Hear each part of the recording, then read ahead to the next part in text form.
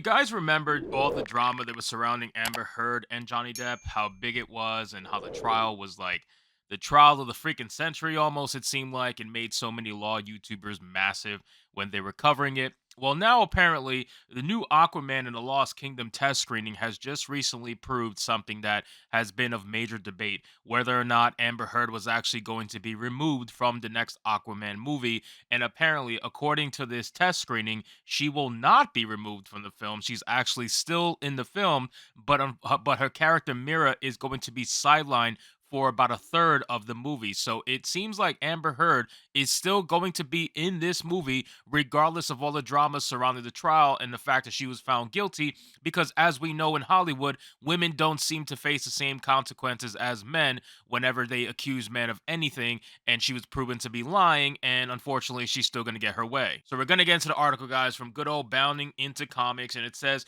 new Aquaman in the Lost Kingdom test screening allegedly proves Amber Heard is still in the film, but Mira is sidelined for a third of it. Guys, before we get into the article, just a quick note: if you guys could like the video, I would very much appreciate it. Last night's stream on Saturday Night Hypnosis definitely proved to me that liking the content helps push it out, so we're trying to fight the suppression any which way we can. If you could like the video, takes a couple seconds, I would greatly appreciate it. So it says Aquaman and the Lost Kingdom had another test screening, and there is a buzz emanating from it, along with some new intel. According to YouTuber Sil Abdul, the test audience is raving about the sequel and its visual effects score more highly than Black Panther Wakanda Forever, but the main thing coming to light is what's up with Mira. Abdul hears that Amber Heard is still in the film, at least the current cut, and Mira's arc takes a turn that keeps her out of action for the most part. While she does not die, she reportedly lands in the hospital for a third of the running time, despite being in some important, however unspecified scene. Now, we said multiple times when this whole drama was going down, you can go back to the videos that I made and you're gonna see where I literally said that there's no way they were going to remove Amber Heard. I just refuse to believe it, because Hollywood as it stands right now is never going to punish a female openly like that. They're never going to do it. They rather let the movie go through, and once the movie's over, then they're going to cancel it out and say, okay, we're done, whatever, we're going to go in another direction. But they're never going to openly remove a female from the movie unless she is a conservative female. If she's a conservative female, a white conservative female specifically, she will be removed regardless, no matter what. But unfortunately, it is Amber Heard. She is far from it, and she's going to be kept no matter what. This is just something that I've said multiple times, and I'm not the only one. Listen, there's a lot of people who have said this many, many times. Amber Heard is never going to be truly, truly punished for what she did. It says, so some of them are so pivotal, Abdul says, that Mira could not be removed and keep the plot coherent. According to multiple sources, you can't just remove Mira. Some scenes just wouldn't even work, the commentator revealed. His sources also told him that Heard doesn't have a lot of screen time, which can open the door to recasting. Someone like Amelia Clark taking over has been long rumored and desired by fans. It is a thought, except as Abdul points out, you're talking about redoing several action scenes that have been shot, edited, color graded, and incorporated into every cut of Aquaman 2. Already having endured costly reports, reshoots, more money would be poured into further do-overs. And that's another thing I said too, that there's no way they're going to do reshoots, because at this point, this movie is in development hell. This movie has gone through so much nonsense that there's no way they're going to want to even add more money to the table for a movie that's not even probably going to be part of the actual DCU lineup. I don't think this movie is going to be part of the DC cinematic universe with James Gunn and Peter Safran. I think this is going to be kind of like a swan song for Jason Momoa and Aquaman as a whole, at least in its current iteration. I just don't see how they're going to add it into the DCU, but I could be wrong. Obviously, anything's up in the air when it comes to DC. It says that'd be irrational at this point for a studio tightening its belt after it struggled financially in the past few years. Mara remaining is the only move that makes sense when they can hold onto her action beats when she shows up in the beginning and at the end while staying out of the thick of things. And then it says, additionally, according to Abdul's source, Nicole Kidman and Patrick Wilson pick up some of the dramatic slack and butt kicking duties as Orm and Atlanta due to the paring down of Mara's place in the plot wherever feasible. Heard included to this during the defamation trial, which former DC Films exec Walter Hamada contradicted. Nevertheless, she's still there. As expected, she is going to be there. So if that upsets some of you, you got to say that I called it, because it was obvious that this is what they were going to do. There was no way in hell they're going to punish Amber Heard. I refuse to believe they were going to punish her.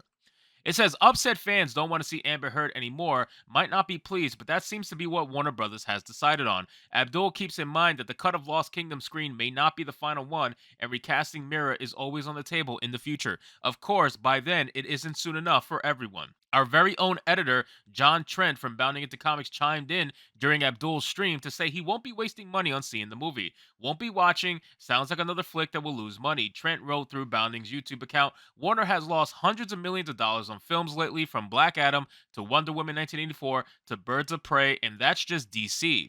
The lockdowns and the dual release strategy in 2021 put HBO Max on a pedestal, but the confluence of misfortune and desperation robbed them of the coin that they could have made from traditional theatrical windows in a normal business climate. Still, despite normalcy returning to a degree, average moviegoers and fans aren't as compelled to take in the latest big releases.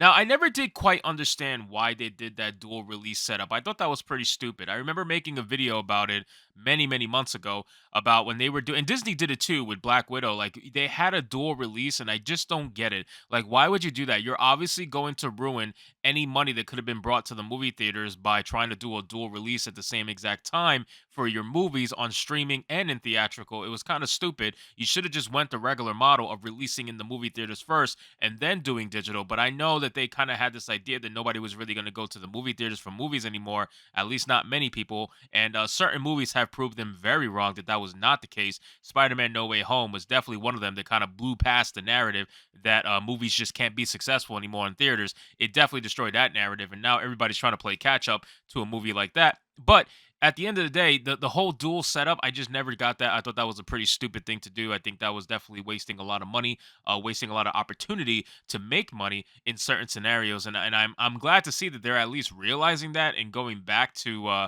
normal release windows. But still, at the end of the day, it's definitely going back to normal. They're gonna have to pick up their slack and start realizing that, hey, you can't just keep relying on certain tropes to try to get you through the movie theater whole business. Like, you need to start bringing your A game. And I think DC Studios and James Gunn and Peter Safran and David Zaslav, all those guys over there, I think they definitely understand that. I just want to see what Aquaman is going to end up being. Is Aquaman actually going to be part of the DCEU? At least the new version of DCEU? I highly doubt it, man. I really do. I think this is going to be the last movie that's going to come out for Aquaman. It's going to be the swan song for Jason Momoa. It's definitely going to be the end of his career as Aquaman, in my opinion, anyway.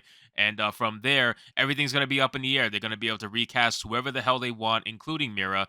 And they're going to see if they want to get a new Aquaman to kind of take over, as well as there's rumors about new Superman taking over, new everybody. Like, nobody is guaranteed to be in any of the movies coming up unless specifically said by James Gunn and Peter Safran. So until we hear those things, we're never actually going to know what's happening. So anyway, guys, thank you so much for watching today's video. I hope you did enjoy, and if you did, consider leaving me a subscribe. I would greatly appreciate it. Don't forget to like the video, comment, let me know what you thought of today's story, and I'll see you guys on the next one. Hypnotic out.